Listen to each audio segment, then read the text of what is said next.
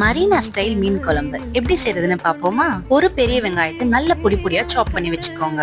மீன் குழம்புக்கு டேஸ்ட் தர்றது நல்லெண்ணெய் தான். சோ அந்த நல்லெண்ணெய மறக்காம ஆட் பண்ணிக்கோங்க தாராளமா. அப்புறம் கடுகு சேர்த்துக்கோங்க, பூண்டு, கருவேப்பிலை ரெண்டும் சேர்த்துக்கோங்க. கொஞ்சமா வடகம் இருந்ததுன்னா வடகமும் சேர்த்துக்கோங்க, ரொம்ப மணமா இருக்கும். வடகத்தை சேர்த்த அப்புறமா பொடியா நறுக்கின வெங்காயம், கருவேப்பிலை, பூண்டு எல்லாத்தையும் சேர்த்து நல்லா வதக்கிக்கோங்க. அதுக்கப்புறமா 3 பெரிய தக்காளிய பொடி பொடியா நறுக்கி சேர்த்துக்கோங்க. தக்காளி நல்லா வதங்கி வர்றதுக்கு உப்பு ஆட் பண்ணிக்கோங்க. நல்லா கொலைய வதங்கின அப்புறமா ஒரு பெரிய எலுமிச்சம்பழம் அளவுக்கு கரைச்சு வச்ச புளிய சேர்த்துக்கோங்க. உங்க தேவைக்கு ஏற்ப மிளகாய் தூளை சேர்த்துக்கோங்க. குழம்பு நல்லா கொதிச்சு பச்சை வாசனை எல்லாம் போன அப்புறமா எண்ணெய் பிரிஞ்சு வரும். அந்த ஸ்டேஜ்ல நீங்க மீனை குழம்புக்குள்ள சேர்த்துடலாம். நான் இன்னைக்கு சங்கரா மீனை தான் எடுத்திருக்கேன். ரொம்பவே டேஸ்டா இருக்கும் சங்கரா மீன்ல வச்ச குழம்பு. நீங்களும் ட்ரை பண்ணிட்டு மறக்காம கமெண்ட்ல சொல்லுங்க.